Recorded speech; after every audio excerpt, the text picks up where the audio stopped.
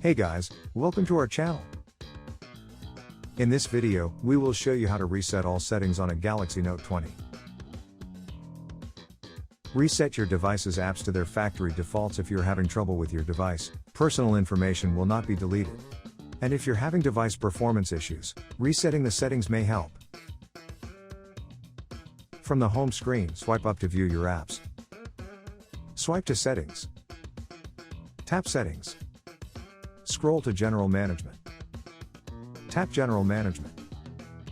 Tap Reset. Tap Reset Settings. Bear in mind that resetting your settings will reset all customized settings on your phone. Personal information will not be deleted. Tap Reset Settings again. Tap Reset to finally reset the settings of your Note 20. Now you've completed the steps. We hope that this guide can help you. Don't forget to subscribe to our channel and make sure you enable the notifications so that you'll be notified when we publish new videos.